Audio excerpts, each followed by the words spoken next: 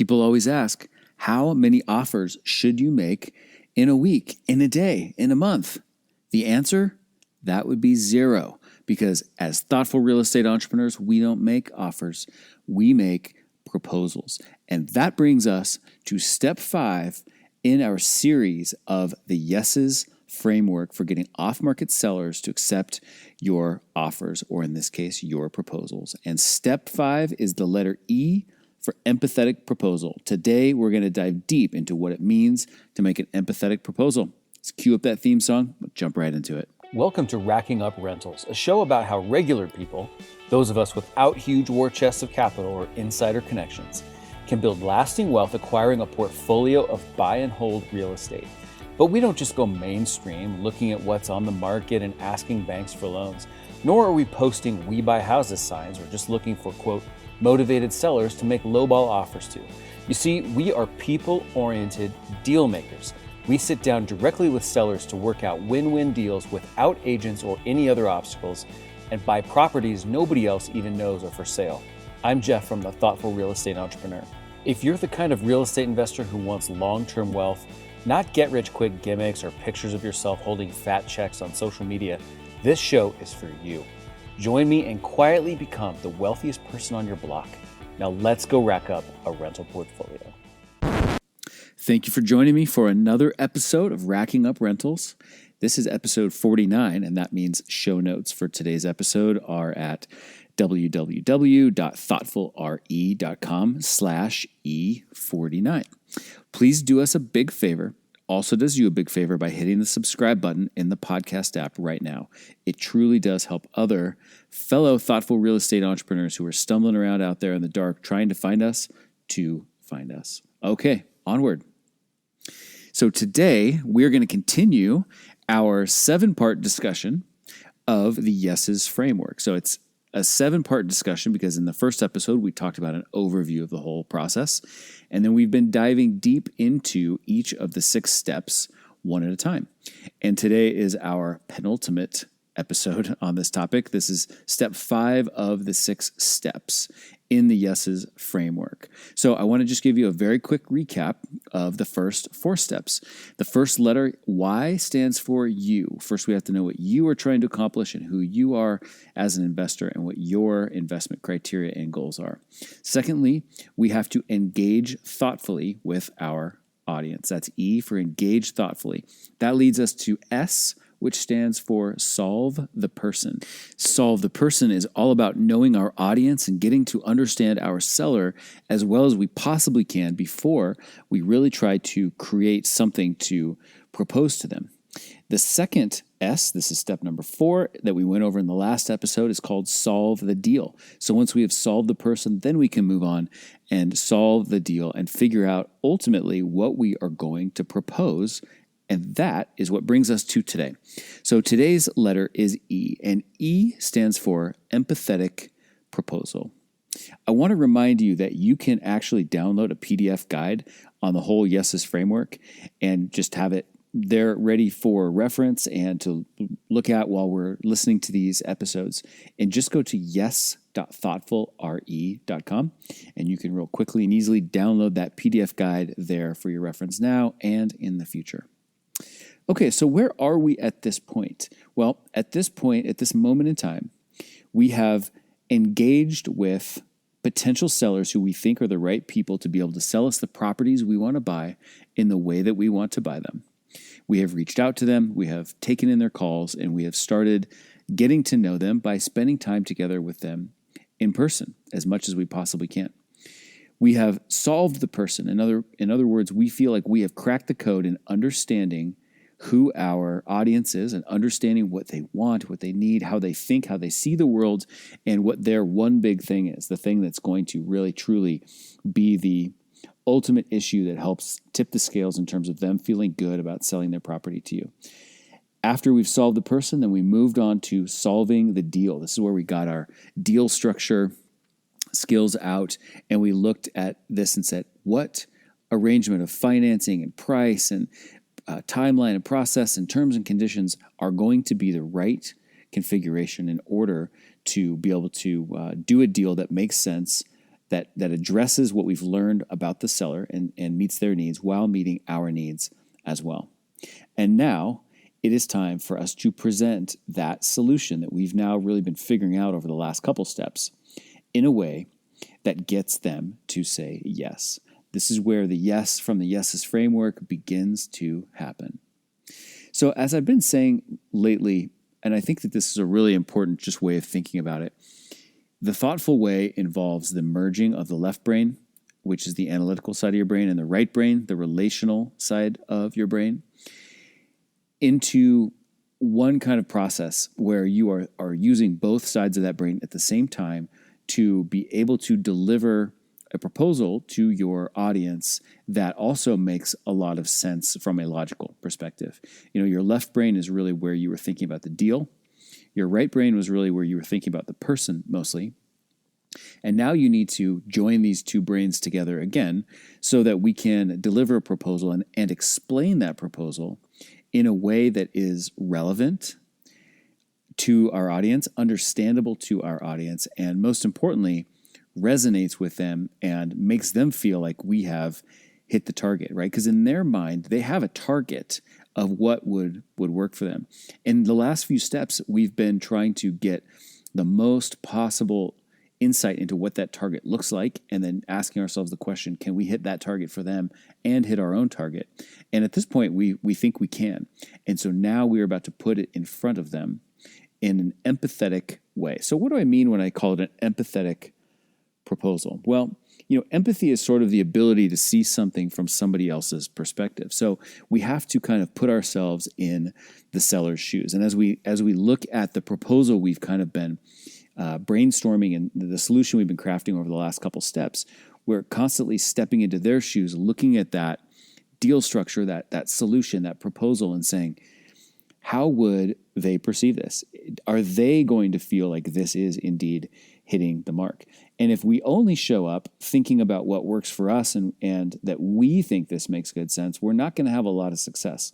We really have to truly stop, imagine that we are on the other side of the table in this conversation, and say, how are they going to perceive this? And are they going to perceive it the way and with as much favorable perception as we want them to? As I was drafting my notes up to record this episode, I had a thought that I haven't exactly framed it this way in my mind before, but I think that this is a really important and easy way to think about it. When you go to deliver your proposal, your empathetic proposal, you are on stage at that moment. You are now delivering a performance of thoughtfulness. Now, I don't mean you're delivering a performance like acting, like you're going to go in there and pretend that you're something you're not. But, if you've ever maybe think about in your day job or other things, maybe back in school, when you had to deliver a presentation, you were on stage and you had to bring your best self to that moment. You had to do your best job to be articulate and to connect with your audience and to just bring your A game. And that's really what we're doing now. We're going on stage and we're delivering an amazing performance of thoughtfulness, right? And this whole performance, your audience, the audience is the audience. The seller is the audience in this case. And we know that we want them to perceive our proposal as being very, very thoughtful. And they want to feel like we have been empathetic in the creation of this proposal.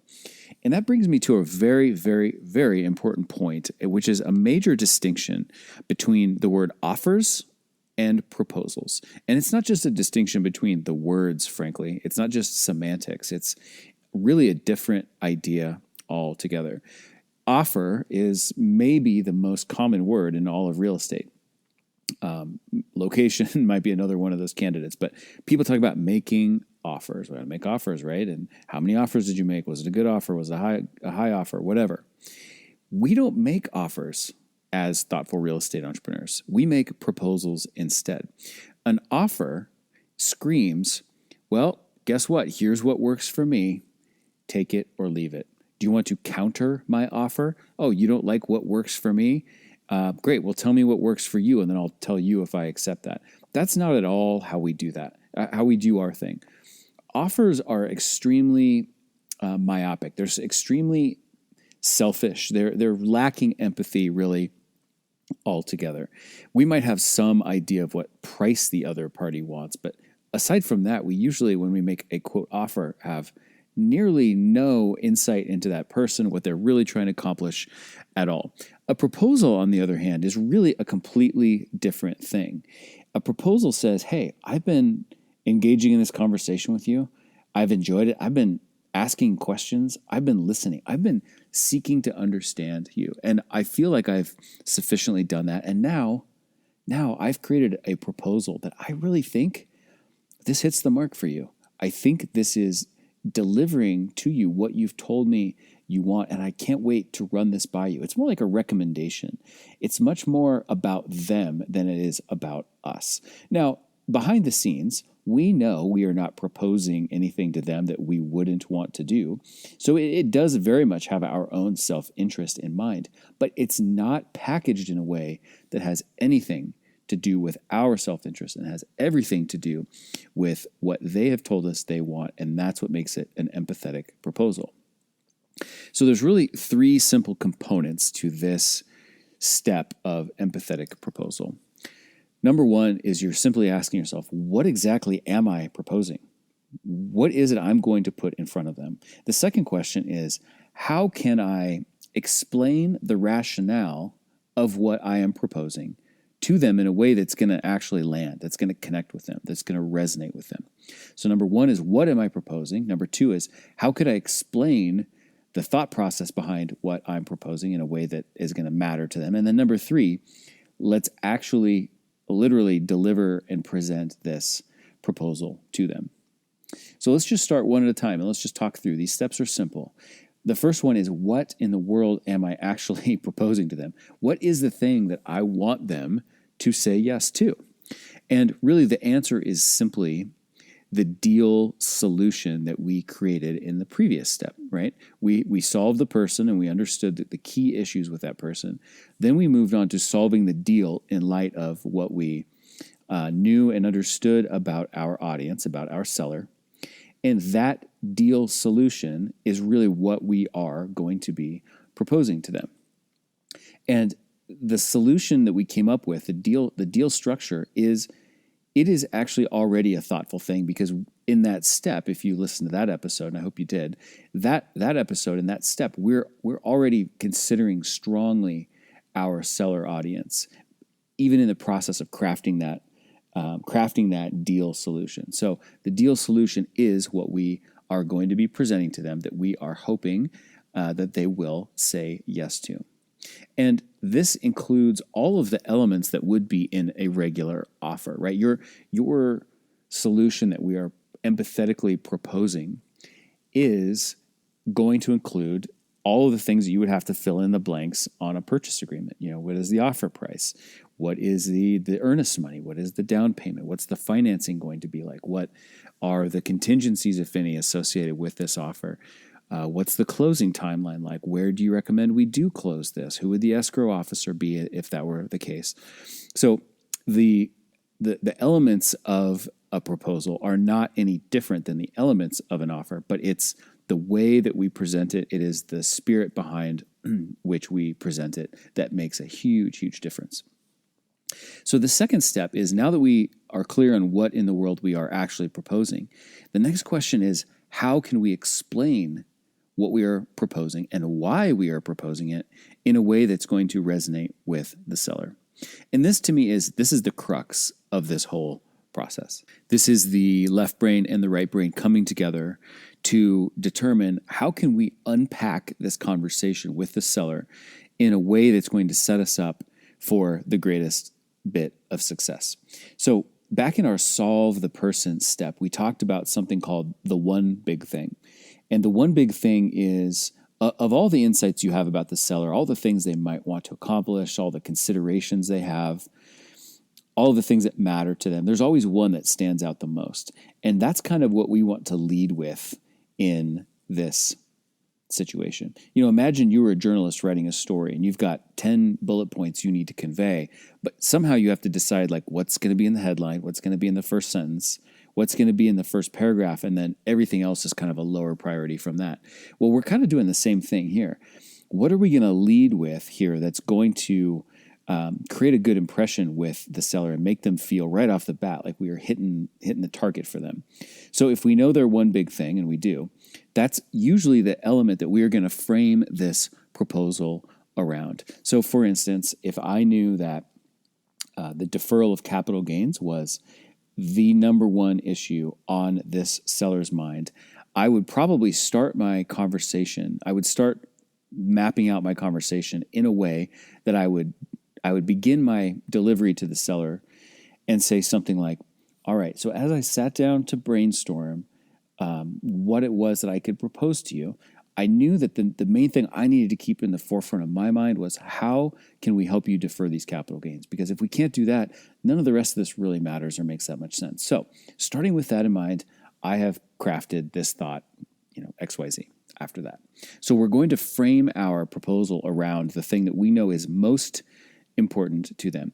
If it was something where they say, or we learn about them that they are really trying to move to be closer to family, they've got a new grandbaby, perhaps something like that, you might start the conversation with, all right, so I know that my number one objective is to create a plan here that's going to get you to Phoenix as soon as you can so that you can be close to your new grandson. So I'm going to frame it in a way that's directly tied to what is most relevant to them. It's so important to note that as we unpack this conversation, all the points we make are about them. It is not about us at all. We know what we want, and we've already baked it into the proposal that we are going to deliver here. But none of this conversation, none, and I mean none, has anything to do with us at all. Your seller doesn't even know what it is you really want to accomplish. They don't know what it is you're most excited about with this deal, or they know the basics of why you might want to buy this property, that you're a local landlord and you're just, looking for a property in this neighborhood. You really like the neighborhood. They know the very, very, very basics, but they don't really know ultimately exactly what you want to accomplish. And the reason is you've done an amazingly deft job at facilitating and shepherding this conversation in a way that's about them and not about you. As you are figuring out how you're going to unpack this conversation and explain it to them, it's important that you keep it simple.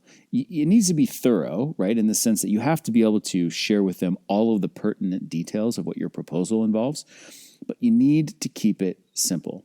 And I really think it's important to focus on the rationale and not the actual figures. In fact, as we are delivering our proposal to them, I really recommend that in most cases, you explain the rationale and get their buy-in along that rationale, their reconfirmation that your thought process is clear and accurate and is indeed addressing their objectives before you actually show them what the proposal is.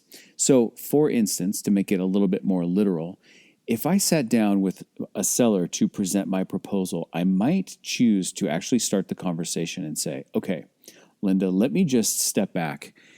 When we've spoken these last few times, I understood that the number one most important thing for you is that whatever we do here, it needs to make sure that you are deferring your capital gains well into the future. Did I understand that correctly? Right? And then Linda says, yes. Okay, great. And then I might say, and I also know that you need $25,000 right now because you are going to do XYZ. You're going to buy that new car that you want. Just double checking, did I get that correct as well? And she'll say, yes, thank you. Thank you for listening so well. I really appreciate that. Yes, you understand that. At that point, now I can go into sharing my actual proposal with Linda. So if my proposal then says, great, I'm going to propose to you that we have this purchase price. We're going to structure this as an installment sale because it is going to be that capital gains deferral program that we know is so important. And if I need to explain that further, I will.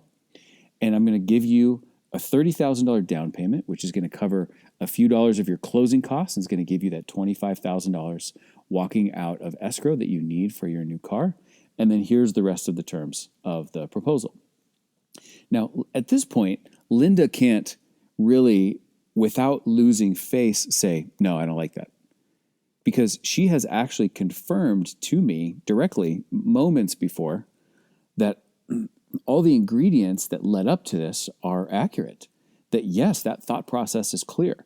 So if she has confirmed that A is clear, she has confirmed that B is clear. When I say then A plus B equals C, it's very difficult for her to just look at C and go, no, I don't like C. Because then that discounts the fact that just 2 seconds ago she said A and B were right on track. And that's why it's very, very important that we keep our conversation focused on the rationale and get the confirmation from the seller that our rationale is indeed on target, so that when we present the resulting solution as a result of that rationale, they're already pre-framed to believe that that is indeed hitting the target and scratching the itch of what we said and agreed to that we were trying to accomplish. All right, then the third step is, now that we are clear on what we're proposing, we have planned out how we're going to propose it, how we're going to explain it, how we're going to unpack the conversation. It's now time to do exactly that, to deliver and present the proposal. Whenever you possibly can, this needs to be an in-person conversation. For crying out loud, do not send this information as a text. Do not send it as an email. Take a look at this and get back to me. None of that. If you absolutely have to, I guess you could deliver it via phone or a Zoom call or something like that, but all of that stuff is vastly inferior to sitting down with them in person, because ideally the rest of your process up to this point has been extremely face-to-face, and you need to do this part face-to-face as well. I personally like to have a simple bullet point format for conveying the elements of my proposal. So I will have in my notebook a sheet that I've typed out that has the primary bullet points of the terms of the proposal. Here's the purchase price, earnest money, down payment, interest rate, closing date, contingencies, stuff like that. But basic plain English and just bullet points. And I don't get that out of my notebook until I have properly framed the conversation verbally, and I've set up and I've said, before I share this with you, I just want to make sure I've got this correct. You wanted to accomplish this, you wanted to accomplish that. They give you the confirmation. And then I get out just this sheet of paper and share it with them and say, here's just some high level bullet points to convey what it is I think that we should do. Here's my proposal to you. So you don't want to show up with a purchase agreement pre-filled. Now, maybe you have a purchase agreement, in the back of your notebook in case things go really, really well and they're like, great, let's write it up right now. You could do that. But this is a major difference between traditional real estate investing or traditional real estate brokerage processes. An offer is a purchase agreement. And that's not how we're doing this at all. We're making a proposal, which is an idea. And because that idea has several very specific bullets to it, we type them out so that people don't have to just remember everything we're saying. But it's just bullet points. Once we agree to the bullet points, then we will write it up. And that brings us to the next and final step that we'll talk about in the next episode, which is S for sharpen and agree. But we're not worried about that right now. We're not worried about any documentation. We're just worried about trying to get as close to a yes and get some initial feedback as we possibly can. And that, my friends, is it for today's episode of Racking Up Rentals. So again, show notes are at www.thoughtfulre.com/E49. Please do yourself a big favor, does us a big favor too, by hitting that subscribe button in your podcast app. And also, if you would be so kind, head over to iTunes and just rate and review the show. Just give it an honest rating. A few words would be super, super helpful, and we would appreciate that so much. Did you know that we have a Facebook group for thoughtful real estate entrepreneurs as well? Indeed, we do. It's called Rental Portfolio Wealth Builders, and we would love to have you join us over there. So you could just look it up on Facebook, or even easier, just go to group.thoughtfulre.com, and it will redirect you right to that page where you can hit the join button. If you liked this episode, please take a screenshot of it on your phone and post that screenshot to Instagram. Tag us. We are at Thoughtful Real Estate, all spelled out, on Instagram. So I will see you in the next episode where we will wrap up our conversation on the Y.E.S.S.E.S Framework. And until then, this is Jeff from the Thoughtful Real Estate Entrepreneur, signing off. Thanks for listening to Racking Up Rentals, where we build long-term wealth by being win-win deal makers. Remember, solve the person to unlock the deal and solve the financing to unlock the profits.